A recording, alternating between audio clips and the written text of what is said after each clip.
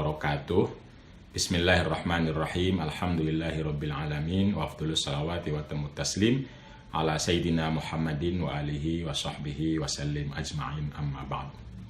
Salam sejahtera dan semoga kita semua sehat selalu diucapkan terutama kepada para pemirsa peserta diskusi buku saya Sunnah Monogami, mengaji Al-Quran dan Hadis, terutama kepada panitia dari SMA 3 atau alumni SMA 3 Negeri Bandung, dan wabil khusus Kang Aryo Bimo sebagai host panitia sekaligus orang yang paling sibuk nih untuk mengajak dan menelpon saya. Dan tentu saja karena ini diskusi santai, jadi saya tidak akan banyak menguliti satu persatu argumentasi dari buku itu sendiri. Nanti lebih banyak kita bisa tanya jawab saja, dan materi buku bisa dibaca sendiri, bisa lebih banyak waktu untuk mendalami. Jadi saya hanya akan mengawali misalnya dari pengantar yang tadi disampaikan oleh Ibu Dewi yang sudah menikah sejak tahun 1971 kalau tidak salah dengar, tetapi beliau dan suaminya yang memilih monogami itu ternyata merasa belum tahu argumentasi atau belum mengenal. Jadi konteks kita sekarang, konteks beragama berislam kita sekarang lebih banyak dihidupkan, lebih banyak diberi informasi bahwa poligamilah yang sunnah, poligamilah yang ibadah, poligamilah yang baik. Lalu orang-orang yang memilih monogami merasa seperti tidak punya argumentasi, seperti tidak punya alasan, seperti tidak punya basis keagamaan, sekalipun mereka memilihnya. Banyak perempuan sering mengatakan, iya sih poligami itu sunnah atau ibadah atau baik, tapi jangan sama saya atau jangan suami saya. Jadi ada semacam inferioritas dalam mempraktekkan monogami jika dibandingkan dengan poligami. Itulah konteks yang kita ada sekarang dan konteks yang membuat buku ini hadir untuk memberi argumentasi bahwa monogami justru itulah yang sunnah. Jadi ini berbeda dengan konteks pada saat ayat 15 abad yang lalu turun. Jadi pada saat itu kita sama-sama tahu di peradaban dunia dimanapun, termasuk di Arab saat itu kehidupan perempuan, hak-haknya begitu direndahkan, bahkan tidak dianggap sebagai manusia. Poligami dengan jumlah yang sangat banyak terjadi di berbagai belahan dunia dan mungkin lumrah biasa, sehingga pada saat ayat turun juga itu kehidupan perempuan pada saat itu adalah kehidupan yang tidak memiliki hak dinikahi tanpa jelas hak-haknya, kemudian juga bisa dibunuh hidup-hidup sejak bayi, dinikahin umur berapa saja, dalam jumlah berapa saja. Ketika sudah dinikahi juga sangat mungkin tidak diberi nafkah, dicerai kapanpun seenaknya, bahkan terkatung-katung tanpa kejelasan sebagai istri atau tidak, karena tidak dicerai dan juga tidak satu rumah tangga. Begitupun diwariskan ketika suaminya meninggal kepada keluarganya, dijadikan juga sebagai jaminan hutang dan lain sebagainya. Itulah konteks di mana ayat Al-Quran itu turun, bahwa ayat poligami sendiri turun justru ketika semua orang melakukan poligami. Jadi karena itu bukan sedang memerintahkan poligami. Jadi konteks kita adalah berbeda. Konteks saat itu adalah konteks di mana hak-hak perempuan dalam pernikahan, dalam kehidupan publik, terutama konteks pernikahan poligami, sangat tidak jelas. Hak sebagai istri nggak jelas, kapan-kapan bisa dicerai seenaknya. Nah, lalu Quran turun justru untuk mengkritik Itu. Dari mana kita tahu kritiknya? Dari ayat poligaminya itu sendiri. Jadi ayat itu kan berbicara tentang bagaimana orang diminta untuk berbuat adil dan membatasi poligami. Jadi ketika orang lagi poligami semua, kan nggak mungkin ayat turun poligami lah. Itu nggak mungkin sama sekali, nggak rasional. Justru ayat itu turun, batasi poligami dan adil lah. Gitu. Batasi yang tadinya seenaknya secara kuantitas berapapun, lalu Quran bilang tidak, paling banyak 4, malah kalau bisa 1 saja. Nah itu kata-kata kalau bisa 1, paling banyak 4 itu literal ada dalam ayat. Kenapa 1 saja? Karena nikah itu kata Al-Quran yang paling utama adalah kebaikan, keadilan, kesalingan, kasih sayang, dan itu sulit didapatkan dalam pernikahan poligami. Ini kata Qurannya begitu, sulit, kamu tidak mampu. Tapi karena sudah budayanya saat itu semua orang poligami, jadi ya sudah deh sampai 4. Tetapi tetap jadi ada batasan kuantitas, ada batasan kualitas. Batasan kuantitasnya adalah 4, batasan kualitasnya adalah adil yaitu 1. Kata-kata 1 itu diulang berkali-kali. Atau kata-kata adil kalau bukan satunya. Kalau 1 diulang cuma sekali, tapi kata-kata adil diungkapkan berkali-kali di berbagai tempat dan bahkan ada penyebutan yang sangat substansial sekali bahwa kamu wahai laki-laki tidak bisa berbuat adil ketika poligami. Karena itu kalau perempuan yang memilih bercerai, cerai saja. Ini kata Quran juga, perempuan yang tidak ingin poligami dan minta cerai, cerai saja. Karena bisa jadi perceraian justru akan membuat kamu lebih mandiri, kamu lebih sehat, kamu. Tetapi kata-kata ini justru tidak ada yang mendengar. Tidak ada ulama, tidak ada ustadz, tidak ada penceramah yang membuat kursus cerai dari poligami. Tidak ada. Ayatnya ada, makanya dibuka ayatnya boleh. Ayatnya ada, Qurannya ada. Tetapi justru yang begini tidak dipopulerkan. Yang dipopulerkan justru sabar dari poligami, syukur, lalu dan lain-lain. Jadi beda sekali konteks ayat turun sama konteks kita sekarang. Nah, konteks kita sekarang kan sebenarnya secara sosial di mana-mana ya, saya kira semua orang yang berakal, berpikiran jernih, itu saya kira tahu semua kalau poligami itu pernikahan yang beresiko. Beresiko terhadap keadilan, kesejahteraan, kebaikan, kesalingan. Nah, cuma karena beresiko, tentu saja beberapa orang lalu mencari-cari alasan lah, argumentasi lah, agar supaya resikonya semakin kecil, resistensinya semakin kecil. Jadi sebenarnya hampir semua orang secara umum berpoligami itu malu. Karena itu biasanya awalnya kan dikasiri dulu, sembunyi-sembunyi dulu, baru setelah ketahuan baru diumumkan. Jadi sebenarnya hampir termasuk di Saudi juga begitu. Saudi Arabia orang poligami sembunyi-sembunyi secara umum ya, ada yang, tapi secara umum 1-2 mengiklankan itu ya ingin dianggap berani aja, dianggap hebat saja, dianggap lelaki maco. Sesungguhnya saya yakin ada rasa nggak enak, malu, bingung, dan itu secara umum ya. Jadi kita bisa diskusi lebih lanjut. Kalau kita berpikir Quran, ya mari kita buka Qurannya.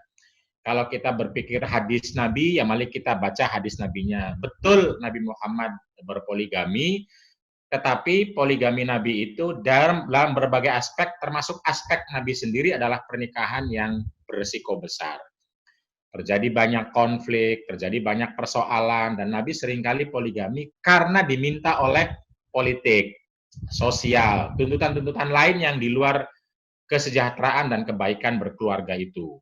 Ada karena pimpinan yang lain, ada karena sahabat yang lain, ada karena, dan Nabi sendiri berkali-kali mengatakan keindahan pernikahannya adalah justru ketika sama Khadijah yang lebih tua usianya dan usia pernikahannya sangat lama sekali.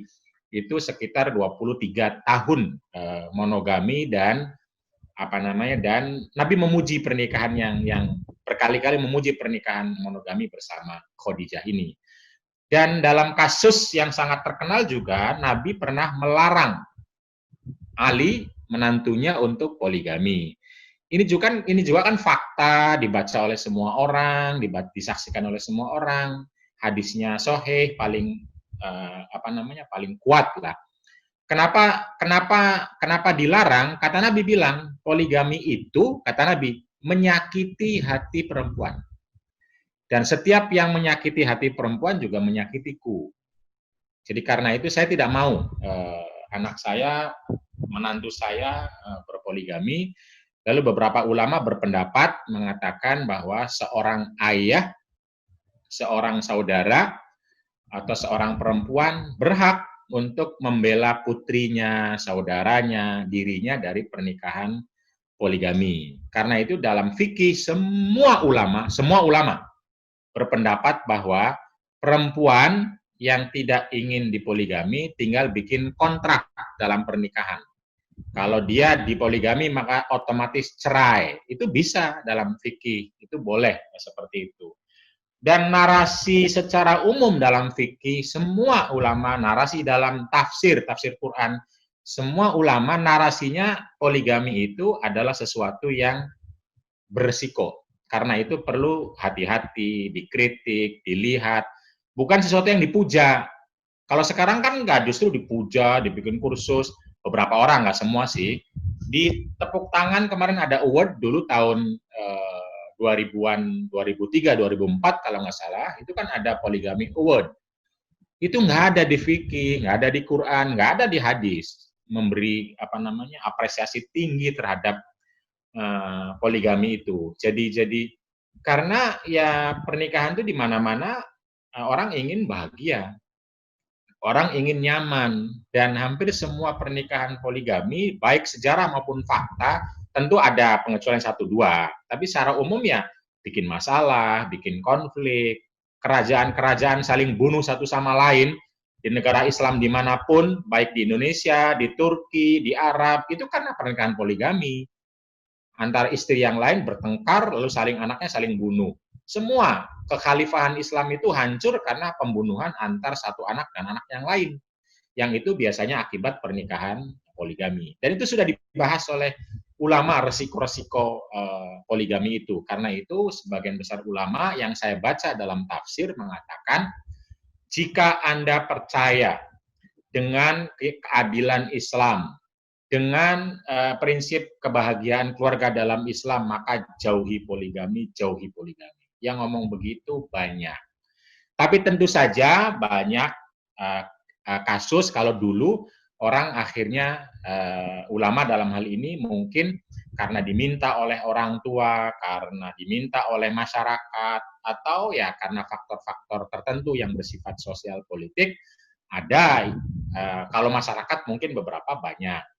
Tetapi ulama-ulama yang secara tegas mengatakan tidak atau mengatakan jangan juga banyak sekali. Tapi saya ingin mengatakan begini, dulu saya belum menemukan sampai saat inilah ulama dulu yang merayakan poligami, mengapresiasi poligami. Saya belum ketemu pernyataan itu.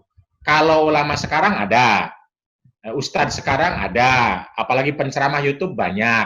Tapi kalau ulama dulu yang saya baca dalam kitab-kitab klasik, itu saya belum ketemu ulama. Kalau yang mempraktekkan banyak, tapi prakteknya itu bukan untuk dirayakan tadi, bisa jadi karena problem-problem sosial.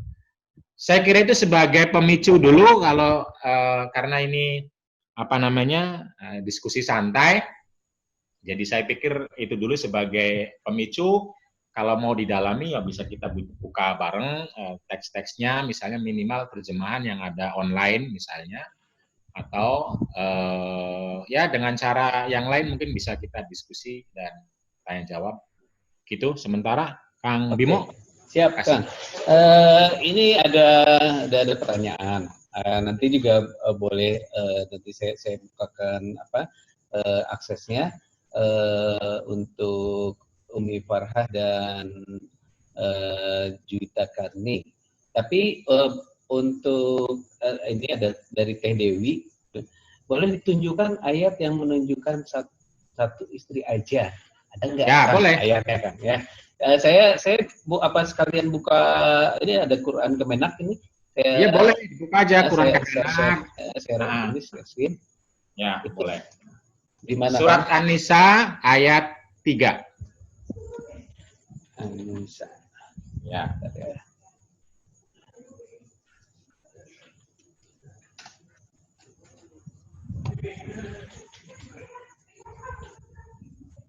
Atau saya?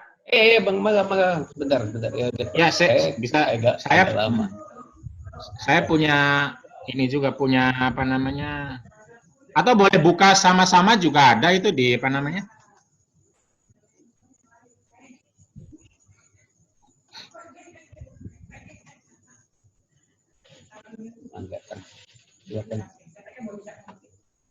Saya sudah saya buka, tapi mana share screen ya? Share screen enggak? Oke, bentar. Udah kelihatan? Ya. Nah, ini terjemahan yang saya asal ambil, saya nggak tahu punya siapa, ada di internet Light Quran Net. Tapi hampir semua terjemahan ya seperti inilah, hampir.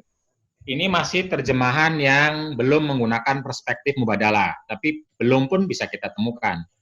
Karena kita harus tahu, harus sadar bahwa terjemahan itu pada prakteknya adalah tafsir atau keluar dari pemikiran si penerjemahnya, bukan dari Quran itu sendiri.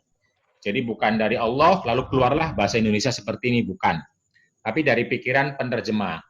Nah, ini saja bisa kita lihat, misalnya, kalau saya tunjuk, kursornya kelihatan nggak kursor ya?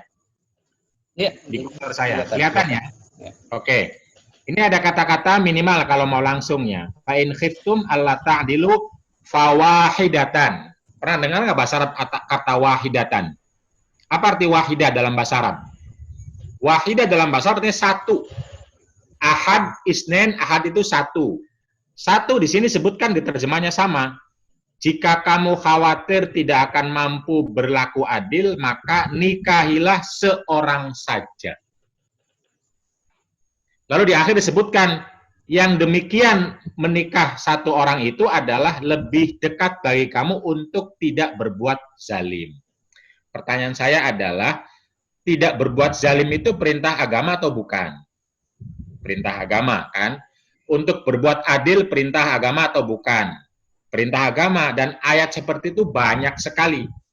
Kita diminta untuk berbuat adil, kita diminta untuk tidak berbuat zalim, kata Al-Quran, dan itu lebih dekat kalau Anda monogami. Karena itu, pilihlah satu saja. Karena itu yang dekat dengan keadilan, itu dekat dengan tidak berbuat zalim.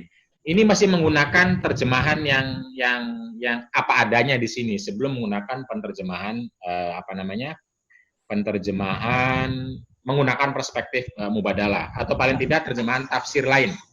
Ini kan hanya salah satu tafsir.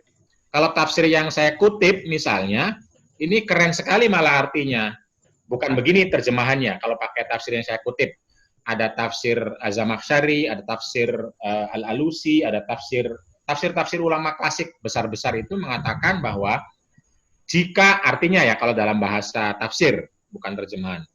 Jika Anda benar takut untuk tidak berbuat zalim kepada anak yatim, untuk tidak berbuat adil terhadap anak yatim, maka kamu juga harus takut ketika menikah untuk tidak berbuat adil. Karena itu monogami saja. Nah, kalaupun pengen ya 2, 3, atau 4, tapi balik lagi monogami saja, karena monogami itu membuat Anda lebih adil dan lebih mudah tidak berbuat zalim. Nah, ini tafsir yang lain. Tapi seringkali kita itu hanya memaknai satu potong ini nih Mbak atau Bu. Maka nikahilah perempuan yang kamu senangi. 2, 3, atau 4. Cuma potongan di tengah-tengah itu. Tidak membaca sebelumnya tentang perlu berbuat adil kepada anak yatim. Juga tidak membaca setelahnya bahwa kita harus berbuat adil dan tidak berbuat zalim. Jadi kata-katanya langsung nikahilah. Tetapi ini juga masih terjemahan penerjemah. Karena nanti kalau kita mau jujur sesungguhnya harusnya bukan perempuan yang kamu senangi. Tafsirnya ada. Jadi di sini bahasanya itu bukan nikahilah perempuan. Tapi wahai laki dan perempuan, kalau mau menikah poligami, nikahilah yang perempuannya siap mau dan merasa memperoleh keadilan kemaslahatan dari poligami. Jadi perempuan harus ditanya, harus dilibatkan dia sebagai subjek dari ayat ini.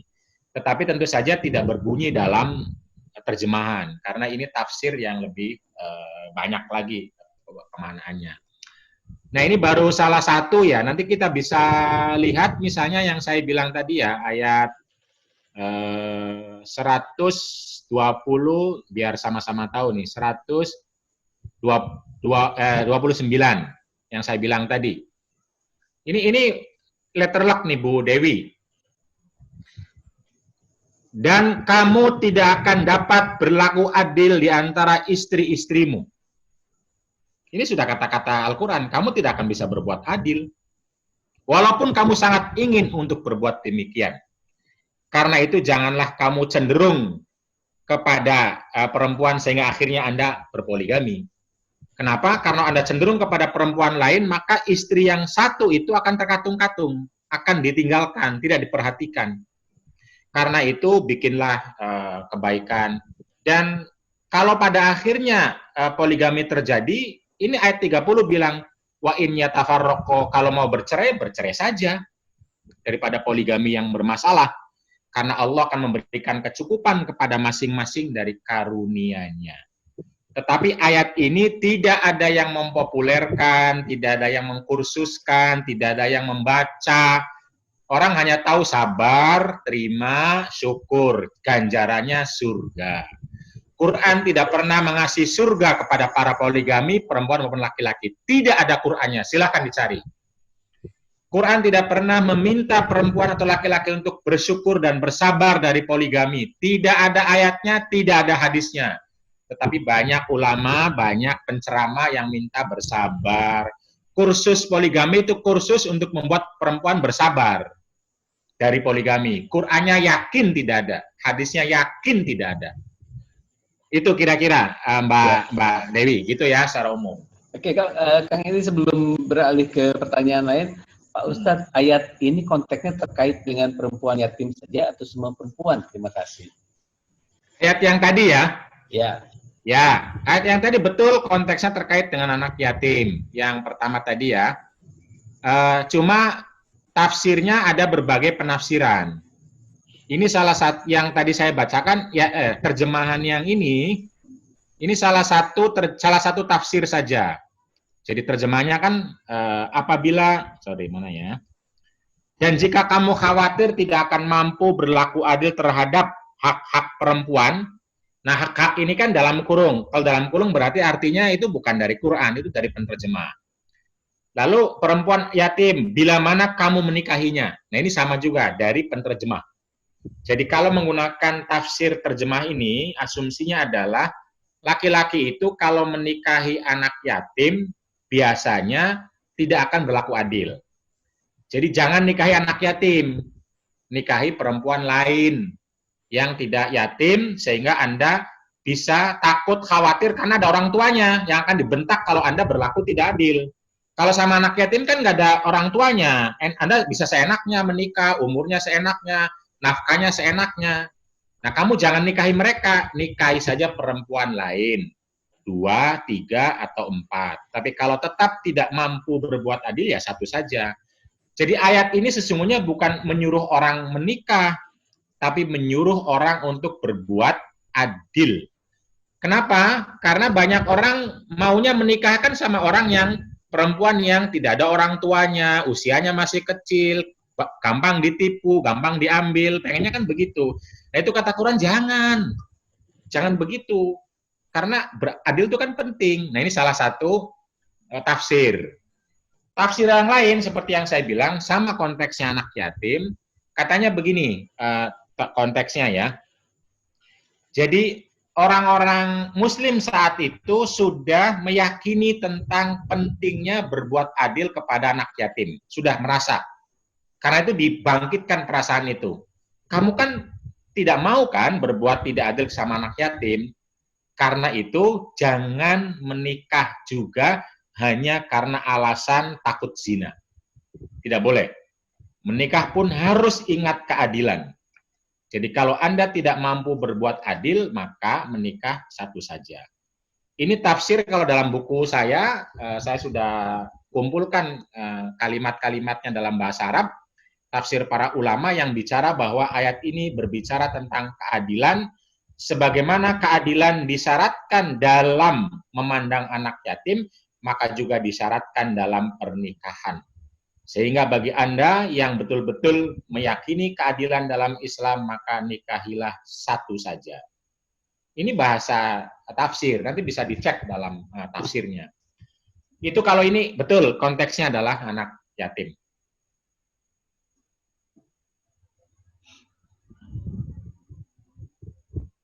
Itu Kang Bimo.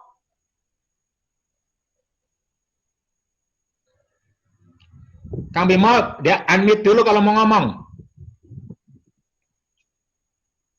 Masih mute apa mic-nya?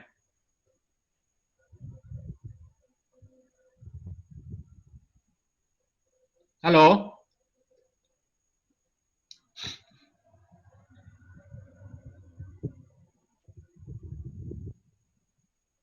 Halo, gimana?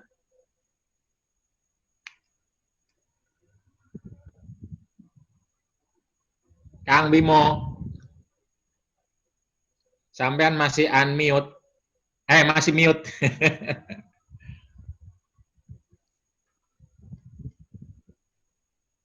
Atau share screen-nya saya tutup dulu?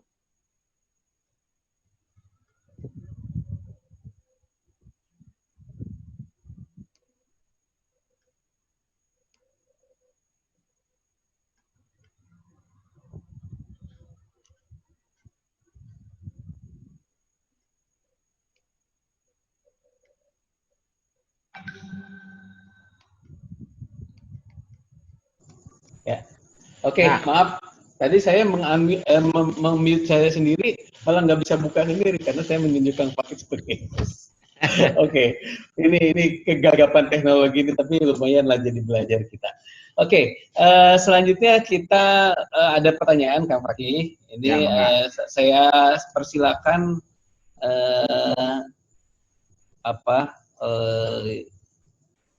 nutup share screen gimana ya? Oh udah, udah belum? Belum kan? Belum ya. Oh, stop share ini. Ya. Oke. Monggo, silahkan. Ibu Umi Nanti bisa Farah. balik lagi ke share screen kalau perlu ayat Al-Quran. Oke. Atau yang lain. Saya kok nggak bisa unmute Ibu Umi Farah ya? Umi Farha dari Makassar ya?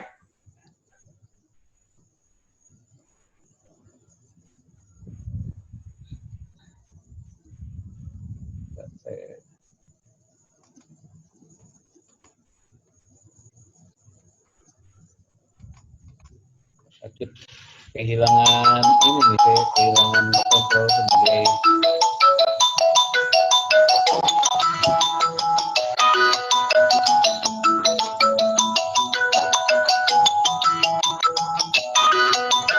Suara apa kami mau? ya. Suara apa itu? Suara telepon masuk. Oh. Ini saya kehilangan kontrol terhadap jadi host. Kang Fakih, punten tolong Umi Farha dibuka mikrofonnya boleh? Oh, saya bisa tak? Oh, bisa. Udah jadi. Mana Umi Farha di mana? Soraya, Sony Kusumo. Paling bawah. Nggak ada, aku nggak ngeliat. Nggak kelihatan aku. Ntar aku cek di ini aja. Oh ya, oke. Ya, silahkan Umi Farha. Silahkan Mbak Umi. Oh, masih lagi. Halo, Assalamualaikum.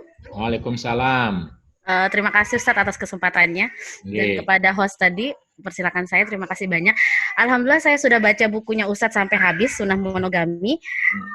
Sangat menarik untuk saya. Ada satu pertanyaan yang saya masih terpikir. Di situ Ustadz katakan bahwa salah satunya kan di saat kamu ingin berpoligami, berarti kamu juga harus mengikuti sunnah-sunnah yang lain, seperti itu. Nah, salah satunya contohnya adalah sunnah bagaimana Rasulullah mengundi istri-istrinya di saat di saat Rasulullah ingin pergi atau di saat Rasulullah ingin bermalam di rumah istri-istrinya. Nah, yang saya ingin pertanyakan dengan konteks masyarakat sekarang, kebanyakan kan laki-laki beralasan contohnya karena mereka tinggal di luar negeri. Jadi contohnya mereka mungkin tinggal dalam jangka 3 sampai 5 tahun di luar negeri. Jadi sehingga mereka mengatakan oke, lebih baik karena dia punya anak yang mungkin ada 3 atau 4 yang mereka sudah bersekolah di Indonesia, jadi mereka tidak bisa membawa anaknya ke luar negeri. Jadi oleh karena itu mereka katakan ya udah saya berpoligami dengan niatan supaya karena saya tidak bisa membawa anak saya, maksudnya tidak bisa membawa istri saya karena dia menjaga anak saya di Indonesia. Nah, yang ingin saya pertanyakan, apakah konsep ini juga termasuk adil sebagaimana yang di buku Ustadz Fakih? Karena kan yang saya lihat di buku Ustadz Fakih itu, di konsep adilnya kan adalah di saat sebagaimana kita contoh Rasulullah kan, beliau selalu setiap malam itu selalu adil dalam pembagian waktu kepada istri-istrinya, seperti itu. Terima kasih banyak Ustadz. Saya terus terang belum paham konteks pertanyaan, tapi saya akan jawab dulu, nanti silahkan ditanya lagi kalau nggak pas ya. Iya. Jadi justru saya sebutkan sunnah Nabi itu untuk mengatakan bahwa poligami sulit pada praktek kalau mau gitu loh. Coba bayangkan, Nabi itu bisa menggilir, dan kata Nabi itu wajib. Orang yang mau poligami harus bisa menggilir secara adil, nggak boleh tidak. Mari kita tunjukkan kalau sekarang ya, kalau istri 2, 7 hari gimana baginya? Gimana bisa ada 7 hari dibagi 2? Itu 3,5 tidak mudah, apalagi berbeda tempat. Kalau Nabi itu kan satu tempat, mudah sekali. Itu bergilir itu wajib. Nabi bahkan nangis, berdoa kepada Allah, ya Allah saya adil belum, saya adil belum. Ini orang kita sekarang nggak berpikir, ngapain adil? Kalau adil susah, nggak usah, malah begitu sebaliknya. Nah, ini kan lucu. Jadi kalau menurut saya, justru tulisan saya ingin mengatakan bahwa karena adil sebagaimana Rasul itu sulit, maka ya janganlah, ngapain gitu loh. Kita masuk dalam pernikahan yang sangat berisiko, menyakiti perempuan, menyakiti anak-anak, bikin konflik, dan lain sebagainya. Ini kan sebagian besar laki-laki berpikir poligami, sebagian besar, walaupun mungkin ada yang tidak. Itu kan persoalannya seks, manajemen seks. Dia tidak mampu mengelola seksnya secara baik. Kalau persoalannya seks, ya pergi ke seksolog, jangan pergi ke Quran. Gitu loh. Kalau mau keluar negeri lama dari istri, itu kan mengelola seksualitas lah atau apa, itu kan bisa dilakukan, tidak harus dengan cara pernikahan yang beresiko terhadap anak, terhadap dan lain sebagainya dan sebagainya. Jadi lebih ke situ. Adil ya tentu saja adil dua belah pihak, tidak hanya satu pihak.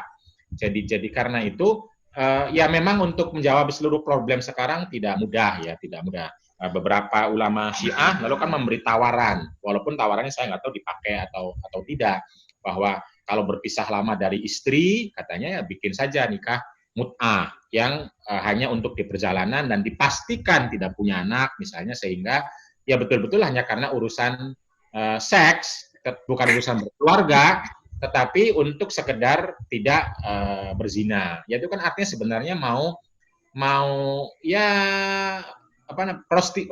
mau prostitusi yang halal ya kan, begitu jadinya.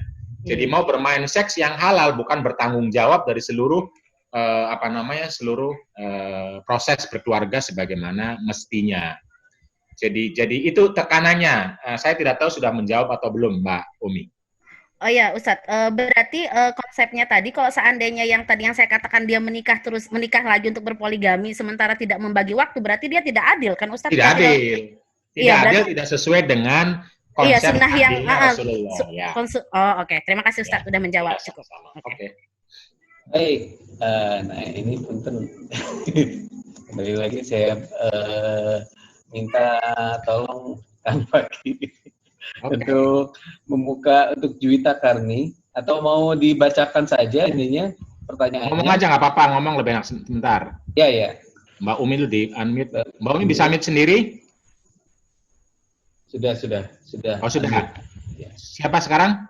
Juwita DJ Uwita. Oke. Aku juga nggak mau ini. Gak mau ya? Nggak mau. Bentar. Ah, udah. Oh, udah. Harus ini salah satu aja saya ya. Oh ya. Udah. Oh, udah sih. Oke, sip. Udah kan? Mana belum? Oh, belum. Tadi katanya udah.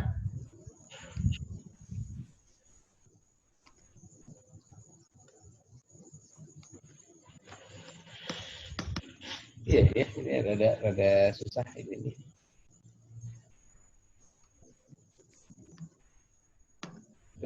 Ini alamati. Oke, sambil ini mungkin saya bacakan aja Kang Fakih di sini. Ya, mangga. Pertanyaannya mengenai istri minta cerai kalau di Mandu buat alumni SMA 3 mungkin tidak masalah. Tapi buat perempuan di desa dan negara-negara miskin, banyak perempuan yang tidak bisa mandiri, jadi mereka tidak bisa minta cerai. Gimana, Kang? Ya, itu kan artinya problemnya kan problem sosial sesungguhnya ya. Problem ekonomi, problem sosial yang akhirnya memerlukan ulur tangan kita semua. Tentu saja kita tidak bisa serta-merta menjudge dan menyalahkan para perempuan yang mungkin secara sosial akhirnya terlibat dalam pernikahan poligami. Jadi betul tidak semua orang mandiri dan biasanya orang menikah ya karena ada faktor ekonomi, faktor sosial. Jadi cuma kan saya hanya ingin mengatakan bahwa ya Quran memberi jalan kalau mau cerai. Dan itu silahkan boleh-boleh saja. Jadi karena tahu bahwa pernikahan poligami bisa bikin resiko atau bikin masalah.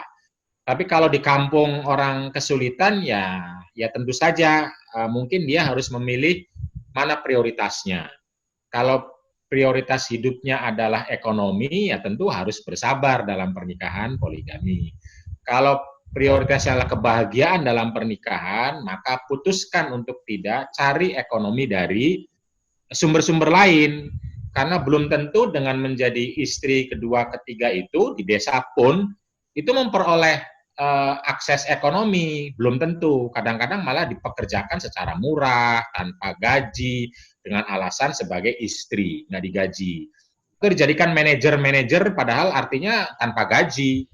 Jadi manajer dapur, jadi manajer sawah, jadi manajer, kesannya hebat jadi manajer padahal pekerja tanpa gaji. Tiap harinya nggak jelas gajinya, cuma dikasih makan, minum, dan lain sebagainya. Karena itu ya monggo silahkan dilihat prioritas hidupnya, berbagai kemungkinannya. Kalau di desa-desa di Indonesia sekarang sudah ada PK misalnya perempuan kepala rumah tangga. Tadi pagi saya juga baru berbicara dengan perempuan-perempuan se-Indonesia yang menjadi kepala rumah tangga, beberapanya adalah korban pernikahan poligami. Lalu diperkuat, diberdayakan, punya bisnis, punya pekerjaan. Ketika sudah punya pekerjaan, tidak tergantung sama suami, dia kuat dan bisa mengajukan cerai. Karena pada prakteknya juga sering suaminya itu belum tentu mampu menafkahi istri yang lebih dari satu itu. Baik. Itu Kang Bimo. Ya siap, Kang Tony Hanif. Jadi mau nanya, ini sudah resign tadi. Silakan Kang Tony Hanif. Jadi sekarang hostnya berpindah ke Kang Fakih nih. Saya bisa Kang. Sebentar. Iya. Mohon maaf. Nggak tahu kerjaan apa ini. Tapi tadi saya nggak bisa Tony. Bentar ya. Oke. Nggak mau juga aku. Nggak mau, Kang. Nggak mau ya? Nggak mau. Atau saya coba. Sudah bisa ya, Pak? Sekarang bisa. Sudah ada. Yo, monggo. Bisa, Pak. Ya. Pak Fakih. Nggih, monggo. Iya, terima kasih Pak Fakih. Ini Ya. saya lihat gitu kan, misalnya kayak banyak saya lihat di YouTube itu kan orang-orang yang berceramah bahwa laki-laki menikah lagi itu tidak ada hukumnya untuk secara agama untuk meminta izin kepada istri tua. Kemudian, nah itu sebenarnya kan punya potensi bahaya. Tapi di sisi lain sebenarnya kalau saya dengar di dalam undang-undang perkawinan itu bahwa itu diwajibkan, artinya apa namanya tuh hadis seperti itu dianulir atau gimana ya sama undang-undang perkawinan sekarang gitu Pak. Ini Nah, Pak. kemudian Oke. Ya, satu-satu apa semua? Ya, nanti maksudnya Ada lagi? maksudnya itu posisi apa namanya Islam sekarang di dalam konteks seperti ini, apakah karena banyak yang menganut bahwa misalnya prakteknya di dalam praktek poligami itu kebanyakan dilakukan secara nikah siri. Contohnya misalnya kayak kemarin itu ada artis siapa Nikita Mirzani gitu, Pak Ustadz. Ya. Itu kan dia menikah siri dengan suaminya 1 tahun. Begitu dia mengajukan cerai kan nggak ada catatan sipil, Pak Ustadz. Ya. Nah akhirnya 1 hari sebelum cerai dia disuruh nikah dulu secara itu di pengadilan agama. Kemudian besoknya sehari kemudian baru sidang cerai, perceraian dia gitu, sehingga dia baru bisa mengajukan tuntutan hak bunuh diri dan sebagainya gitu Pak. Nah ini juga kalau misalnya praktek poligami dengan dilakukan nikah siri, nah ini resiko hak-hak hukum kepada ahli warisnya juga lemah gitu Pak. Nah ini sekarang gimana tuh Pak situasi seperti itu? Artinya ini akan membahayakan perempuan dan anak-anaknya gitu Pak Fakih. Terima kasih. Oke, Kang Fakih sebelum dijawab, boleh nggak saya ditunjuk lagi jadi host karena ada beberapa orang yang mau masuk katanya. Gimana nunjuknya? Saya nggak paham. Cara nunjuknya Jadi di partisipan, terus saya ada nama saya di situ, make sebagai host. Ada diapakan? Gimana nulis? Ada more. Oh, di more ya. Oke. More. Make host. Ya. Oke. Yes. Do you want to change the host? Ya. Udah, belum? Iya, terima kasih. Ya, silakan lanjut Kang Fakih. Ya, sebenarnya Pak Tony ini kan sudah menggambarkan bahwa pernikahan poligami itu kan beresiko, bermasalah. Karena berisiko bermasalah, mari para perempuan jangan mudah terbuai oleh siapapun. Itu kan intinya begitu.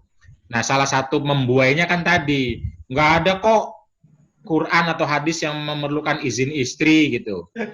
Tapi pertanyaannya apakah sesuatu yang nggak ada itu lalu nggak boleh diatur?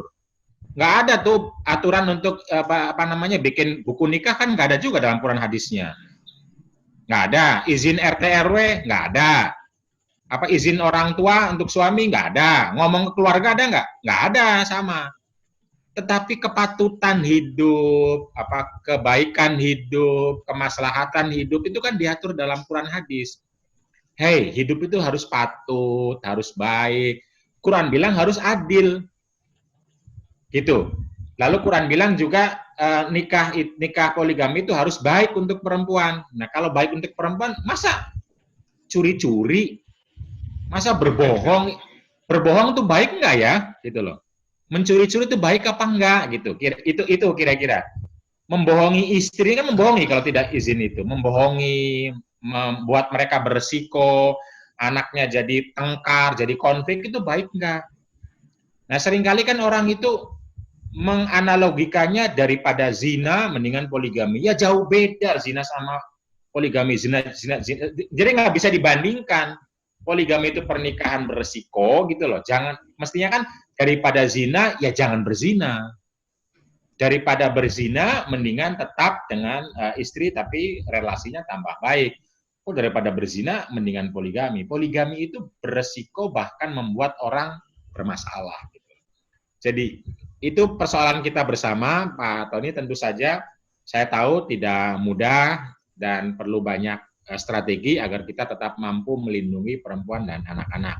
Salah satunya jangan mudah terbuai oleh ajakan-ajakan yang mengatasnamakan agama untuk poligami, padahal sesungguhnya adalah soal bagaimana orang mengelola seks yang tidak lagi mampu, tidak lagi sehat, tidak lagi mampu mengelola keluarganya dengan cara baik dan bermartabat. Saya pikir itu tentu saja problem keluarga tidak hanya poligami, banyak lagi yang lain, ini salah satu saja. Dan seringkali hukum kita tentu tidak mampu sedemikian rupa melindungi. Jadi karena itu ya perlu banyak usaha-usaha yang lain. Kadang-kadang hukum itu karena bersifat materi, jadi memang ya gampangnya aja bagaimana kalau tidak ada bukti pernikahan dinikahkan dulu, biar ada bukti baru cerai. Itu kan soal bukti-bukti apa namanya, bukti-bukti hukum soalnya. Orang mengaku sudah nikah, buktinya mana, suratnya mana gitu loh. Bisa ditanya, kenapa tanya bukti? Wah, nggak ada Quran yang bilang surat, nggak ada kan, suruh bikin surat-surat nikah nggak ada, bukti-bukti nikah nggak ada. Kenapa harus bikin kalau mau? Tapi kan kita hidup itu nggak seperti itu, karena kita punya rambu-rambu bagaimana hidup ini dikelola dengan prinsip-prinsip kemaslahatan, kebaikan, keadilan, dan semua prinsip itu diperintah kepatutan juga oleh Al-Quran, ada ayatnya dan tegas. Lalu muncullah kan model-model sekolah muncul, dan lain-lain. Saya kira banyak ini menggunakan berbagai hal juga kan nggak ada Qurannya, nggak ada hadisnya, nggak ada teksnya. Tapi ketika kita itu perlu demi kemaslahatan, demi kepatutan, lalu akan diambil oleh orang. Termasuk dalam hal pernikahan. Banyak sekali terkait pernikahan itu ya tidak diatur, tidak dikelola gitu. Sekarang kan orang merasa perlu bimbingan perkawinan. Itu nggak ada hadis, nggak ada Qur'annya, masa mau bilang begitu? Nggak ada hadis tentang bimbingan perkawinan, biarin aja orang mau menikah terserah dia, mati dia. Masa begitu? Ya orang mau menikah kan diajarin bagaimana agar nikahnya baik, agar bisa menghormati, bisa dihormati, itu kan penting. Masa alasannya nggak ada bimbingan pernikahan dalam Quran dan hadis? Dan seterusnya, dan seterusnya. Itu Pak Tony, makasih. Kang Tony, Ya. udah cukup? Sedikit lagi Pak. Oh iya, Pak Aryo. sebelum Mungkin sebelumnya ini. Jadi Pak, apakah di dalam hukum negara kita ini, apakah ada sanksi terhadap praktek nikah siri gitu Pak? Karena misalnya waktu pemilu kemarin itu di Kabupaten Sukabumi, kemudian Kabupaten Serang, itu kebanyakan banyak keluarga-keluarga yang tidak punya kartu kakak gitu ya. Kenapa mereka tidak punya kartu kakak? Karena mereka itu udah punya beranak cucu tapi tidak punya surat nikah untuk membuat kartu keluarga, katanya begitu gitu Pak. Sehingga itu banyak dampak hukumnya ke sana Pak. Nah, apakah misalnya di dalam undang-undang perkawinan atau apa gitu nikah siri ini ada sanksinya ataukah? Karena sampai sekarang saya lihat di desa-desa itu terutama untuk motif poligami itu kebanyakan dilakukannya secara nikah siri gitu Pak Fakih. Terima kasih. Betul. Ya, setahu saya nggak ada sanksi hukum positif ya. Yang ada kan kewajiban mencatat. Cuma kewajiban itu tidak disertai dengan sanksi. Karena waktu itu negara bingung kalau memberi sanksi kepada rakyat yang tidak mencatat, maka khawatirnya akan banyak sekali rakyat yang akan kena sanksi karena mereka tidak mampu mencatatkannya. Jauh KUA-nya misalnya di gunung-gunung dan lain-lain, akan banyak orang kena. Lalu diberi tawaran yang kedua, kalau gitu kewajiban negara. Negara diwajibkan untuk mencatat. Ini undang-undang lagi dibikin keluarga itu begitu, mewajibkan negara. Jadi kalau ada orang yang tidak tercatat pernikahannya, bukan dia yang salah, negara yang salah. Negara yang salah artinya KUA yang disanksi. KUA-nya akan ditanya, kalau nggak ada anggarannya dikasih gitu. Begitu rencananya. Tapi kan undang-undang ini mentok terus di departemen di DPR. Jadi sampai sekarang ya belum muncul. Jadi memang belum ada sanksinya, dan karena itu ya orang seenaknya, dan ya begitulah kehidupan kita. Oke, siap. Selanjutnya Kang Rudi, saya buka ininya ya.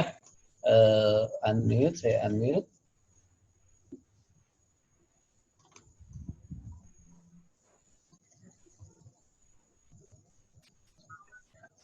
Ya, silakan Kang Rudi. Baik. Assalamualaikum Pak Ustadz. Waalaikumsalam warahmatullahi wabarakatuh. Gimana soal katanya jumlah wanita dibanding pria tidak imbang. Jadi itulah yang jadi alasan bahwa poligami adalah suatu keniscayaan. Karena katanya secara geografis atau demografis, jumlah pria dan wanita tidak imbang. Jadi karunya gitu ke kaum wanita kalau nggak dinikahi. Katanya begitu. Kalau saya mah ya gitu aja pertanyaannya. Ya, sebenarnya kalau orang mau berpoligami ya alasannya banyak sekali kalau mau gitu. Iya. Ada yang bilang karena jumlah perempuan, ada yang bilang laki-laki seksualitasnya lebih tinggi, lebih gagah, dan banyak sekali. Apalagi perempuan itu ada menstruasi, harus libur, banyaklah yang dibicarakan. Kan pertanyaannya adalah, apakah nanti menikah itu hanya urusan laki-laki, atau juga urusan perempuan? Satu, apakah hanya, lalu istilah jumlah itu jumlah di mana? Apakah jumlah se-Indonesia, ataukah jumlah di desa, atau jumlah di kabupaten, atau di provinsi? Kalau kita bilang se-Indonesia, ya itu salah. Bisa dicek di BPS. Iya. Bisa dicek. Itu salah. Itu 50-50 relatif. Kalaupun lebih sedikit, itu nggak sampai 1%, dan itu bisa dicek mereka, perempuan yang lebih banyak itu ternyata adalah perempuan yang bayi baru lahir dan perempuan yang usia senja. Kenapa? Karena harapan hidup perempuan itu lebih tinggi dibanding laki-laki usianya. Jadi kalau mau ya nikahi nenek-nenek itu, mau nggak gitu? Nah prakteknya nggak mau juga, jadi bukan itu. Itu hanya alasan saja. Atau kalau kita mau lebih besar lagi di dunia, bagaimana kalau di dunia yang laki-laki lebih banyak? Cina misalnya sejak sekarang, bahkan pemerintah Cina sedang mewacanakan bagaimana perempuan punya suami lebih dari satu. Kenapa? Karena dulu ketika kebijakan one family one child, satu keluarga cuma satu anak, sementara sebagian besar hanya pengen anak laki-laki, maka laki-laki lebih banyak di Cina dibanding perempuan. Itu gimana itu kalau itu terjadi?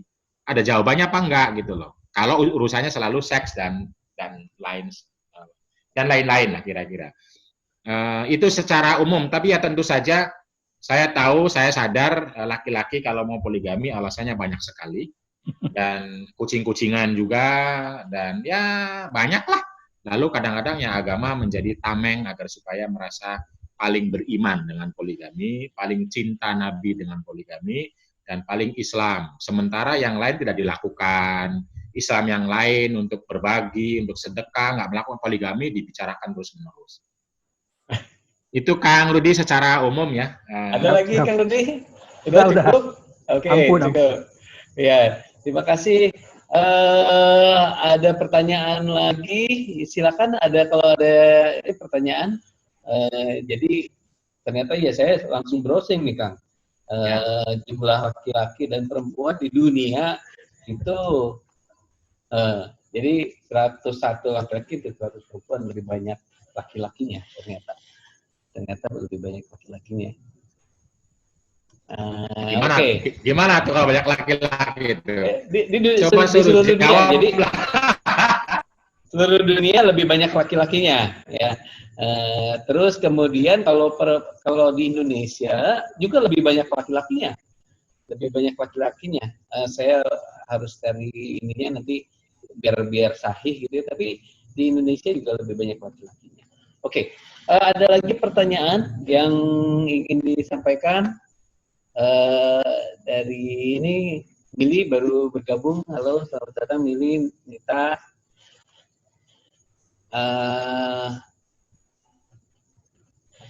Bagaimana? Nah, terus gini Kang, kalau misalnya memang ternyata di Islam sendiri monogami itu justru menjadi sunnah. Lalu kenapa poligami? Jadi artinya apakah ada hierarki antara yang membolehkan bilang poligami itu sunnah atau monogami itu sunnah? Gimana Pak? Ada hierarkinya nggak? Ya begini ya, ketika saya bilang monogami sunnah kan mau mengatakan begini, karena beberapa orang mengatakan poligamilah yang sunnah, poligamilah yang ibadah gitu. Kan pertanyaan saya adalah apa sih arti ibadah itu, apa arti sunnah gitu. Jadi ibadah itu apa artinya ya? Kalau ibadah itu artinya sholat misalnya, apakah poligami itu sholat? Itu pertanyaan saya. Kalau ibadah itu artinya puasa, apakah poligami sama dengan puasa? Itu pertanyaan saya. Lalu saya browsing ke beberapa kitab, apa sih arti ibadah dalam nikah itu? Karena ulama sebagian besar mengatakan nikah itu ya bukan ibadah. Nikah itu sama seperti makan, minum, dia kebutuhan tubuh manusia yang bersifat seksual. Kalau makan minum bersifat gizi misalnya. Di Quran ada perintah makan minum, nggak pernah ulama bilang makan ibadah, minum ibadah. Enggak, ya makan minum itu adalah kebutuhan manusiawi. Perintah Quran itu hanya bicara tentang alam manusia yang alami gitu loh. Dan perintahnya bukan soal makan minum ya, sekalipun sama-sama perintah, tapi jangan berlebih-lebihannya. Jadi ayat yang mengatakan makanlah dengan baik, bukan makannya titik poinnya, tapi baiknya. Tapi jangan berlebih-lebihannya. Jadi bukan makannya. Kalau makan orang pasti akan makan, mau dia kebutuhannya kok gitu kira-kira. Lalu di mana disebut makan itu ibadah? Ya ketika makannya bernilai ibadah. Apa bernilai ibadah? Dilakukan dengan cara baik, dari barang-barang yang halal, lalu kemudian digunakan untuk kebaikan-kebaikan. Setelah makan punya tenaganya dipakai untuk menolong orang, dipakai untuk membahagiakan orang, itulah makan yang ibadah itu. Hal yang sama dengan nikah, lalu nikah ibadah adalah nikah yang ketika pernikahannya menjadi media untuk berbuat baik antara suami dan istri. Jadi ketika dibilang nikah ibadah, itu bukan berarti yuk nikah lagi, karena itu ibadah. Itu salah penafsiran. Nikah ibadah itu bukan nikahnya yang ibadah, tetapi medium untuk melakukan kebaikan-kebaikan. Istri kepada suami, suami kepada istri gitu loh. Misalnya begini, senyum. Itu semua hadis mengatakan senyum kan sedekah, Kang Bimo. Baik dan sedekah senyum itu. Nah, ini asumsi dalam penjelasan fikihnya. Kalau Anda sendiri mau senyum kan harus cari orang. Keluar dulu cari orang senyum. Kalau sekarang ada Facebook, kalau dulu kan nggak ada. Nah, kalau Anda punya istri, punya suami, senyum aja sama istri sama suami. Anda dapat pahala gitu. Anda dapat ibadah. Nah, itu arti nikah ibadah itu. Anda pengen jamaah harus ke masjid kan. Kalau punya suami istri, jamaah di rumah dapat pahala. Nah, itu arti nikah ibadah. Nah, kalau artinya begitu, mari kita tanya, lebih ibadah mana monogami sama poligami? Itu. Lebih ibadah mana orang yang membahagiakan, membuat kemaslahatan, membuat orang banyak senyum, banyak tenang, banyak nyaman, banyak bahagia, itu mana? Quran bilang kan, litaskunu ilaiha, agar supaya kalian semua sakinah, kalian semua tuh suami istri. Mari kita cek pernikahan poligami, apakah betul semuanya sakinah? Apakah ada mawaddah warahmah semuanya? Apakah justru monogami aja susah, kita perlu ijtihad, perlu usaha keras untuk bisa senyum terus. Itu perlu, apalagi banyak, coba bayangkan. Kadang-kadang antar anak aja kita tidak mudah mendamaikan. Jadi itu kan fakta nyata. Jadi dalam definisi ibadah yang seperti itu, maka yang ibadah adalah monogami. Hal yang sama dengan sunnah. Apa arti sunnah itu? Kalau sunnah artinya adalah, sunnah kan kalau dalam bahasa fikih, sesuatu yang dilakukan akan mendapatkan pahala. Itu loh. Apa saja dalam nikah yang dapat pahala? Yaitu tadi berbuat baik, berbuat membahagiakan, mensejahterakan, membuat dan lain sebagainya. Kalau sunnah artinya teladan Nabi, maka saya bilang teks Nabi, pernyataan Nabi lebih banyak mendorong kepada kebaikan pernikahan yang itu ada dalam monogami dibanding di dalam poligami. Dicek di buku saya, silakan, hadisnya saya tulis semua itu. Saya tulis semua perkataan-perkataan Nabi tentang pernikahan yang akhirnya mengarah kepada monogami. Jadi hanya satu sesungguhnya dari teladan Nabi yang bisa diambil sebagai poligami, yaitu praktek Nabi itu sendiri. Nabinya poligami, maka ayo kita poligami semua, kira-kira begitu. Kalau begitu, misalnya saya bilang, Nabi naik onta, apa kita ayo naik onta semua. Nabi makan korma, ayo kita makan korma semua. Nabi minumnya air putih, Nabi itu nggak pernah minum teh, nggak pernah kopi, apalagi mocha, apalagi nggak pernah. Apa kita akan minum? Ya, ada. Tapi kan bukan itu kenabian itu. Kenabian itu adalah substansi akhlaknya. Jadi bukan di poligaminya, karena semua ulama mengatakan tidak boleh orang meniru poligami Nabi, karena lebih dari 4, tetapi akhlak dengan istrinya itu. Yang tidak pernah memukul, itu yang sunnah. Yang tidak pernah memarahi, padahal istrinya sering menggugat. Yang mengajak senyum, yang hati-hati, yang izin kalau melakukan coitus interruptus, yang ngetuk pintu kalau masuk padahal rumah-rumah sendiri. Itu Nabi selalu ketuk pintu rumahnya, tidak grojok masuk begitu saja. Dan semua perlakuan itu yang sunnahnya tuh di situ yang punya nilai akhlak mulia. Kalau poligaminya itu ya budaya.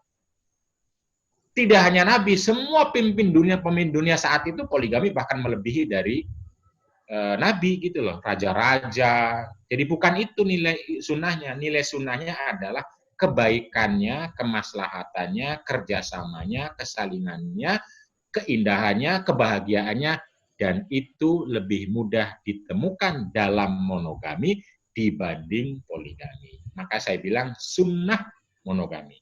Quran sendiri sudah bilang, zalika adna alla ta'ulu. Pernikahan monogamilah yang membuat Anda lebih mampu untuk tidak berbuat zalim, lebih mampu untuk berbuat baik, lebih mampu untuk adil. Gitu. Jadi dengan makna itulah maka saya bilang sunnah monogami. Gitu, Kang Bimo. Oke, ini ada Sri Fatmawati nanya ini lewat teks sih, tapi saya coba untuk unmute ya. Siapa tahu mau langsung dialog sama Kang Fakihnya. Tapi sebelum Kang Bimo, ini direkam ya? Direkam. Direkam. Ya udah, nanti saya minta rekamannya biar nggak Oh ngulang. iya, siap.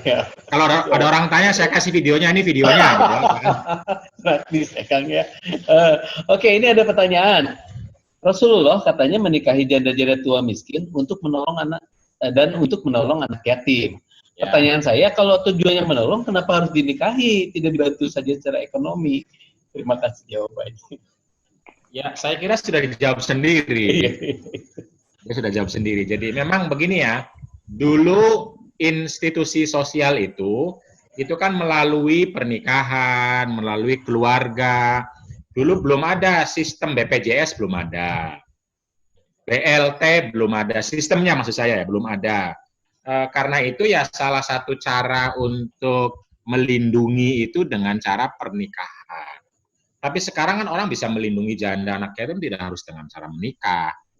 Gitu. Jadi tidak saya setuju dengan pernyataan itu. Ya, Teh Wati, gimana? Sudah cukup jawabannya? Udah ya, saya kira. Oke. Kalau gitu, ada yang lain lagi?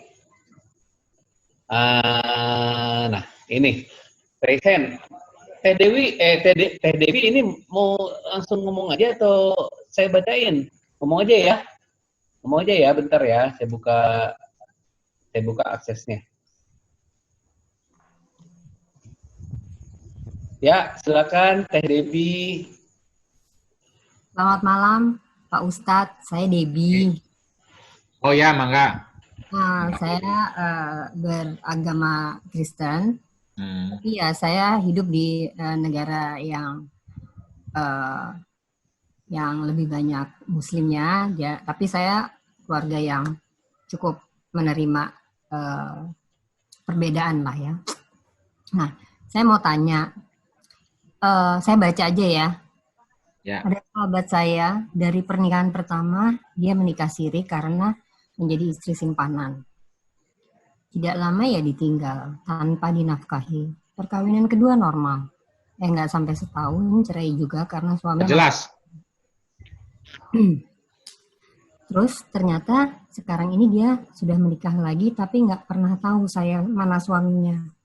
Akhirnya saya tanya ke sahabat lain, anak SMA 3 juga, suaminya siapa? Rupanya yang ketiga ini suaminya menikah siri lagi, tapi katanya diizinkan oleh istri pertama karena si istri pertama sakit kanker. Sebagai teman, saya sih agak kesel ya. Kok nggak kapok-kapok gitu. Saya bilang itu bukannya kamu nyakitin hati orang lain. Itu aja. Nah, untuk menyamankan saya juga, atau mungkin ada kata-kata atau nasihat dari Pak Ustadz umpamanya untuk bisa saya sampaikan, entah bagaimana ya. Kok bisa gitu ada orang mengizinkan suaminya hanya karena dia sakit gitu, Dan ada orang ya, itu teman saya yang mau gitu loh. Jadi korban. Menurut saya sih korban. Oke, silakan. Ya, Tangkap ya. begini ya, mungkin kalau saya jadi konselor misalnya, kan saya harus memahami kondisi para pihak, terutama para perempuan itu. Kadang-kadang memang juga kita tidak tahu apakah mengizinkan itu betul-betul mengizinkan. Bisa jadi kan terpaksa, atau mungkin juga suaminya itu mau ngizinkan apa tidak, ya dia akan tetap akan melakukan itu. Kita tidak tahu. Jadi kata-kata mengizinkan kadang-kadang kan gini Mbak Debbie, dia ingin ingin mendamaikan hatinya. Sesungguhnya hatinya mungkin bergejolak, bingung, tapi dia tidak ingin dianggap sebagai orang yang perempuan yang frontal, mungkin begitu, yang suka marah-marah. Dia ingin dianggap sebagai istri atau perempuan yang taat, baik, melayani. Kadang begitu. Jadi kita tidak tahu persis, harus paham betul kondisinya. Tapi secara umumnya kalau kita tidak tahu kondisinya, saya setuju dengan Mbak Debbie, dalam arti bahwa bagaimana tindakan kita, perilaku kita, pernyataan kita jangan sampai menyakiti orang lain. Nah, cuma saya tidak tahu persis kondisi perempuan tersebut, karena saya juga ketika dulu menulis buku Sunnah Monogami ini, orang menganggap saya membela perempuan dengan nulis buku ini. Tetapi beberapa perempuan malah datang ke saya. Saya tidak merasa dibela, saya poligami, saya dinikahi oleh suami saya kedua, ketiga, beberapa ya. Saya nggak merasa dibela, saya nyaman-nyaman saja kok kamu merasa menyuarakan perempuan, saya yang perempuan biasa-biasa aja katanya. Jadi dia merasa nggak masalah dengan pernikahan poligami, kok laki-laki yang merasa bermasalah. Dia tidak mendebat soal agamanya, bukan, tapi dia merasa kayak dianggap membela perempuan, padahal saya sebagai perempuan tidak sedang dibela. Wong saya nyaman, nggak masalah. Itu juga ada Mbak Debbie. Tetapi ya saya ingin memahami posisi dia, lalu saya bilang ya mungkin ada perempuan seperti Anda, tetapi banyak perempuan yang tidak seperti Anda, saya bilang. Lalu saya bertanya ke dia, bolehkah kalau mau ngobrol ya bareng Anda sama perempuan lain yang menjadi istri suami Anda. Mari kita obrol bareng apakah betul pernikahan Anda nggak masalah gitu loh. Saya ingin bertanya aja. Bagaimana caranya? Ya kita ngobrol kalau mau, siap nggak gitu loh. Mungkin Andanya nggak merasa bersalah, kita tidak tahu dianya bermasalah apa tidak. Gitu. Jadi kadang-kadang ada orang saya tahu akhirnya sih dia orang yang dia istri kedua saat itu, istri kedua. Tapi saya tidak tahu istri pertamanya seperti apa, yang secara umum di masyarakatnya dia diminta untuk segera menikah, sementara secara posisi dia orang yang sepertinya sulit, bagus, tinggi, pendapatannya mungkin lumayan, dari sisi wajah mungkin untuk kalangan laki-laki biasa-biasa saja. Mungkin ya, saya tidak tahu, ini omongan orangnya. Lalu orang ngomong terus, kapan nikah. Nah, salah satunya yang ngomong-ngomong begitu itu adalah si calon suaminya. Akhirnya dia ya istilahnya daripada tidak gitu, daripada omongin. Jadi beberapa perempuan di kota nih Mbak Debbie itu menikah poligami itu juga karena dia hanya ingin punya status.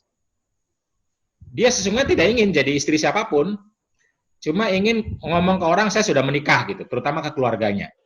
Dia malah seneng, silahkan suaminya sama istri yang lain, nggak usah sama saya nggak mau ngurus, saya nggak mau.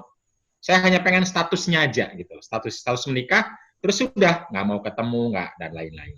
Ada juga yang seperti itu. Di Saudi juga sama. Ada seorang istri pertama yang memberi kesempatan kepada suaminya untuk poligami, tujuannya adalah agar dia punya hari dalam seminggu yang bebas dari suami. Karena kalau nikahnya cuma sama dia, tiap hari dia harus sama suami, nemenin suami. Begitu suaminya sama istri yang lain, dia bisa jalan-jalan, bisa pergi, bisa bebas menggunakan uang tanpa ada suami.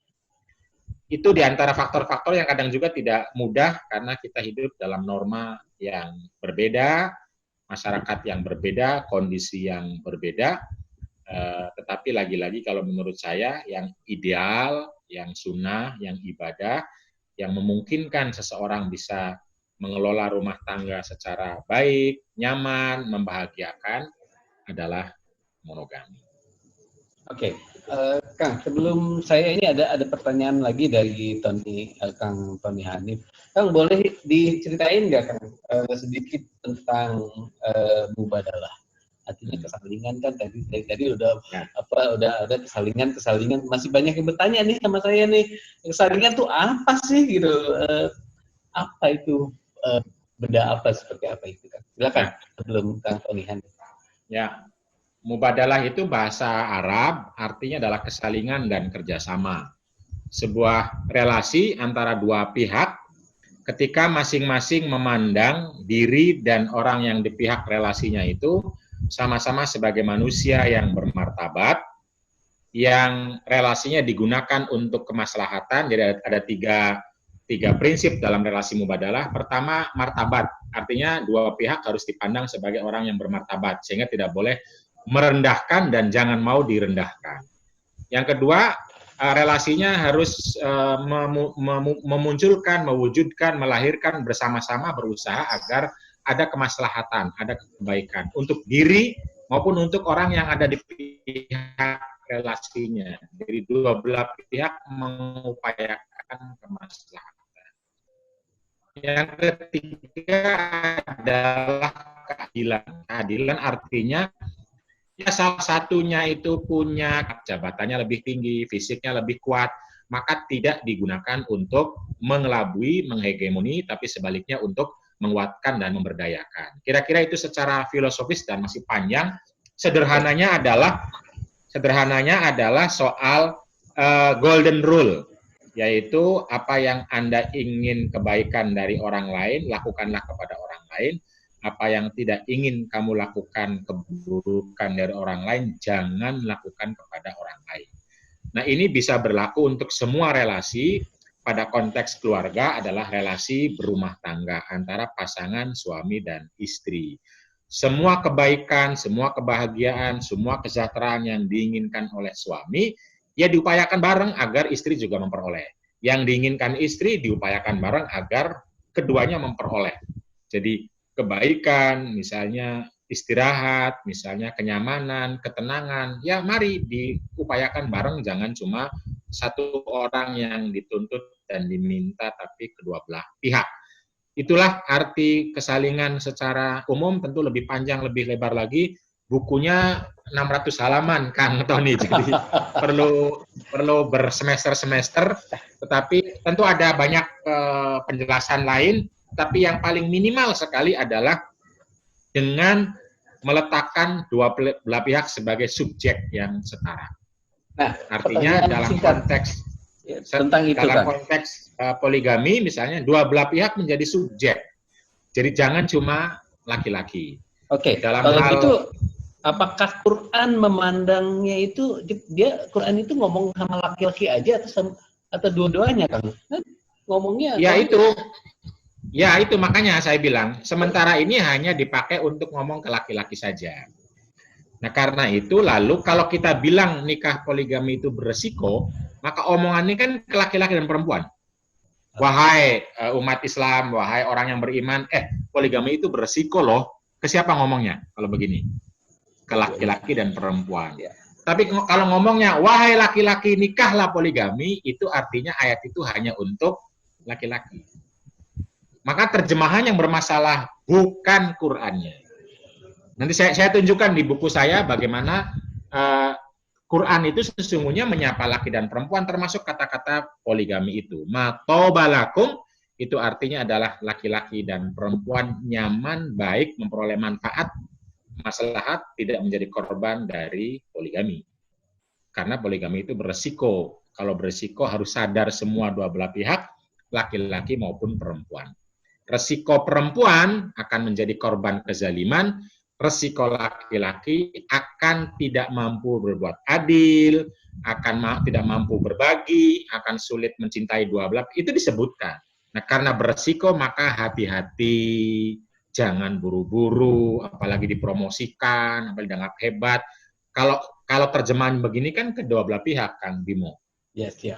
Tapi kalau cuma nikah lah, ya itu kesannya hanya kepada laki-laki, itu pun laki-laki yang sudah ngebet poligami. Kang Tony ada masih penasaran? Silakan Kang Tony. Ya Pak, terima kasih Pak Pake, bagus ini penjelasannya. Jadi saya terpancing ini Pak, kan suka ada poster apa sih namanya seminar poligami segala macam, dan ternyata tidak hanya laki-laki Pak, ini perempuan juga. Padahal kan kalau saya amati selama ini perempuan itu kan monoloyalitas ya Pak Ustadz ya. Ya. Tapi kok malah ini kan suka misalnya diviralkan cerita si istri pertama mencarikan buat suaminya istri kedua dan seterusnya gitu loh. Apa sih namanya? Mungkin ini terkait dengan pertanyaan Ibu Sri Fatmawati ini. Iya. Karena ingin mendapatkan pahalanya surga gitu loh. Kalau misalnya ikhlas mendorong suami menikah lagi gitu Pak Ustadz. Nah ini tapi sebagian saya ngobrol sama psikolog gitu Pak ya, itu sebenarnya dia ini perempuan ini yang mencarikan istri buat suaminya sendiri, itu sebenarnya dia ingin pamer keikhlasan ya pada sih namanya. Jadi bukan semata-mata dia terlalu percaya soal pahala surga, tapi dia ada ingin pamer karena mungkin dia selebritis atau suaminya ini. Jadi dia mendorong atau dengan melakukan pamer-pamer keikhlasan seperti itu, Pak Ustadz. Jadi namanya apa ya? Karena secara kodratnya perempuan itu kan monoloyalitas gitu ya Pak Ustadz ya. Harusnya dia sakit hati gitu kan kalau misalnya suaminya itu dimiliki juga oleh orang lain. Mungkin begitu Pak Ustadz. Nah, apakah memang betul Pak? Maksudnya karena banyak ini kalau suami ikhlas kawin lagi dapat pahala surga gitu Pak. Itu aja pertanyaan. Makasih Pak Paki. Saya perlu menegaskan bahwa tidak ada surga di sana. Itu yang harus diyakini oleh para perempuan. Nggak ada itu, mana ada surga-surga enak aja. Jadi, tapi tentu saja lagi-lagi kita harus memahami psikologi perempuan yang hidup dalam sebuah konteks sosial yang diminta untuk menjadi orang yang bertakwa gitu. Tadi istilahnya pamer kesalehan, Pak Tony. Memang betul sekarang itu kan orang ya apalagi dunia Facebook, Instagram, kita pengen viral. Kadang-kadang kita pengen viral kan tidak harus dengan kebaikan. Banyak orang viral dengan cara mencaci orang dan lain-lain. Nah, salah satunya pamer kesalehan tadi, padahal dia sakit, padahal dia bingung, tapi dia ingin pamer seakan-akan orang yang paling kuat sedunia. Ya mungkin, maksud saya kita silahkan para ahli psikolog, mungkin kalau mau sih Pak Kang Tony ikut hadir di acara seminar itu, lalu coba diteliti, ditanya dari hati ke hati semua perempuan yang hadir. Saya tidak tahu nih, beberapa peneliti mengatakan ternyata ragam yang hadir di situ perempuan itu. Satu, ada perempuan yang peneliti, dia penasaran. Betul nggak sih ada seminar poligami? Apa sih diomongkan? Ada yang begitu, dia peneliti. Dia pengen tahu, pengen dengar gimana sih, ternyata isinya betul-betul memang menaklukkan perempuan. Sehingga peneliti ini keluar dari seminar malah muntah-muntah. Karena isinya ya tadi menaklukkan perempuan itu. Satu ada perempuan peneliti. Ada lagi perempuan yang memang lagi masalah secara jodoh dalam kutip ya, karena di mana-mana kapan nikah. Maka dia masuk ke situ coba-coba. Kalau cocok ya boleh, kalau enggak ya kan cuma ini aja gitu loh. Ada juga ternyata perempuan yang figuran, Pak Tony. Figuran aja. Dia justru dibayarin agar supaya menarik minat. Ini kan bisnis itu sesungguhnya. Bisnis seminar makanya mahal harganya. Ada juga ternyata figurannya. Lalu dia ngomongnya bayar apa macam-macam lah. Sesungguhnya dia tidak siap untuk dipoligami juga. Jadi memang macam-macam yang siap tentu saja mungkin ada juga karena tidak ketemu mungkin atau bingung atau apalah. Nanti begitu merasakan, tidak sedikit juga yang akhirnya keluar tidak mau lagi di poligami. Jadi hanya step pertama, lalu kemudian dia akan lari atau keluar dan lain sebagainya. Jadi ya monggo diteliti saja, tentu saja kejiwaan atau psikologi atau problem orang beda-beda, satu dan lain hal.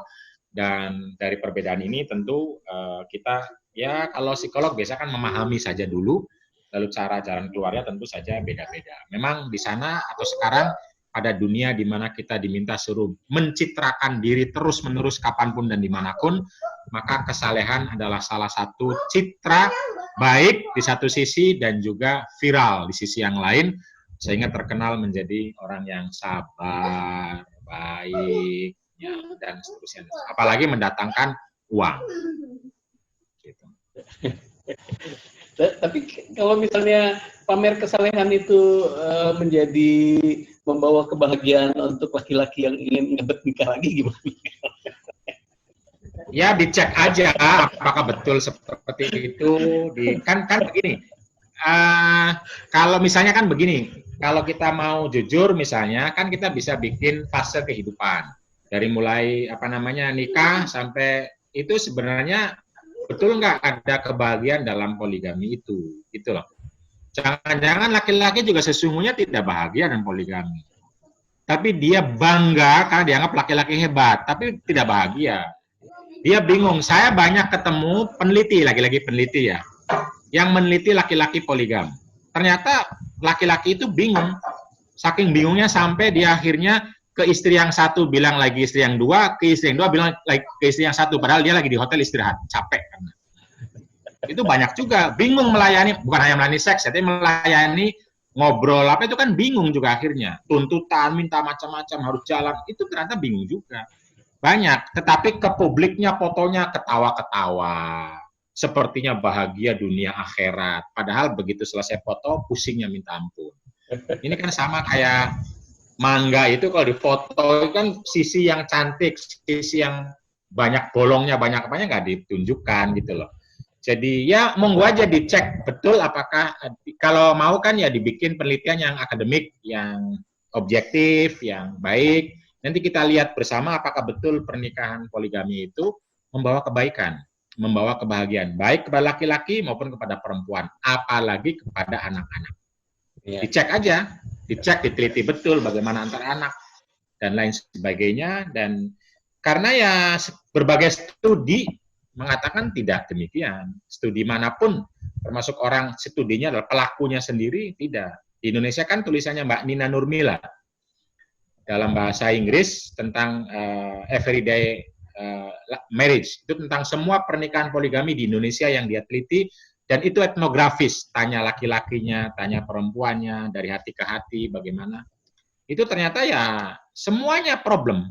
Problem bukan dalam definisi agama saya, dalam definisi berkeluarga pun problem. Lebih besar problemnya, masalahnya, sering banyak marah-marah, muncul, bingung, yang tadinya berharap akan dinafkahi oleh suami, ternyata suaminya malah nggak cari nafkah. Malah ya macam-macam. Si istri pertama bilang uangnya dipakai istri kedua bilang dipakai istri satu. Bertengkar antara mereka untuk pepesan kosong yang tidak ada sama sekali. Nafkahnya nggak ada, malah bertengkar seakan-akan nafkahnya pergi ke istri yang lain. Yang ada ya tentu saja ada yang tidak, tapi maksud saya sebagian besarnya begitu. Ada penelitian tentang Puspa Wardoyo juga ada itu tuh. Ada, menanyakan langsung istri-istrinya seperti apa dan lain-lain. Salah satu keluhannya kan ternyata dijadikan manajer tetapi nggak jelas gajinya. Itu diantaranya. Baik. Jadi ya problem hidup ini banyak. Saya kira penyelesaiannya bukan poligami, sama sekali bukan poligami. Baik. Oke, ada lagi yang ingin bertanya? Sekarang sudah jam 9. Kalau ada satu pertanyaan terakhir atau tidak ada. Oke. Kang Dimas, nggak mau nanya, Kang Dimas? Ini. Mana Kang Dimas ini? Mana Kang Dimas? Ya Allah. Ini. Halo. Halo, Kang. Apa kabar? Apa kabar, Kang? Sehat. Di mana? Di Bandung? Apa? Ini, mereduk. Wah, ini Kang Dimas ininya. Ini kelihatannya koneksinya koneksi Bandung nih, Kang. Telkomsel pusatnya di Bandung. Oke, Kang Fakih, sebelum nanti kalau misalnya ada apa pertanyaan dari Kang Dimas atau pendapat, ada penutup nggak untuk yang untuk teman-teman di sini yang mencermati fenomena air ini, bagaimana poligami dipamerkan, bagaimana poligami dikampanyekan dan sebagainya. Silakan Kang, ada penutup. Oke, ya saya sih tidak ingin menarik pada perdebatan kontroversial antara monogami dan poligami, tapi kembali kepada diri masing-masing, apa sih tujuan hidup di dunia ini dan apa kaitannya dengan keberagaman atau keislaman kita. Jadi saya pikir semua orang hidup itu kan, kalau kita menggunakan doa sapu jagat Islam, itu kan Rabbana atina fid dunya hasanah wa fil akhirati hasanah. Kita ingin kebaikan, kenyamanan, kesejahteraan, kebahagiaan di dunia, dan juga kita ingin hal yang sama di akhirat. Karena itu kita ingin, maka mari kita upayakan bersama-sama untuk kita dan pasangan kita. Itulah yang Islami, itulah yang baik, itulah yang dibawa oleh Nabi yang diperintahkan oleh Allah Subhanahu wa Ta'ala. Karena itu ketika berkeluarga ada problem, pasti banyak problem. Itu jangan dikit-dikit berpikir, wah ini bukan jodohku nih, jodohku yang jadi mantan itu, lalu kepikir mantannya. Setelah kepikir, lalu mungkin kepikir poligami dan seterusnya. Jangan. Nah, tentu kalau terjadi kekerasan ya itu lain, tapi maksud saya jangan dikit-dikit berpikirnya adalah salah pasangan saya. Mari kita berpikir bersama, kalau memang ada persoalan, kita selesaikan. Kalau kurang bahagia, kita bahagiakan. Kita cari waktu, jangan sampai kita ini berpikir keluargaku, surgaku. Tetapi si suami tidak memperhatikan istri, si istri tidak memperhatikan suami.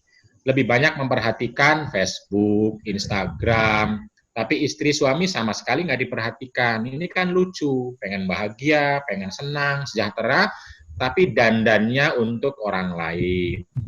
Senyumnya untuk orang lain. Jajannya kadang-kadang nongkrong kafenya untuk orang lain. Untuk istri, untuk suami, sisa waktu ketika sudah lelah dan capek. Itu salah kaprah. Itu bukan sunnah, itu bukan ibadah, itu malah bisa jadi akan neraka dan membuat kita terlunta-lunta dalam konteks berkeluarga. Allah Subhanahu wa Ta'ala mengatakan, wa min ayatihi an khalaqalakum, bahwa pasanganmu itu adalah ayat Allah. Karena ayat Allah, maka ketika kita menghormati, ketika kita melayani, ketika kita mendengar, maka sesungguhnya kita sedang mendengar, melayani, dan menghormati ayat Allah.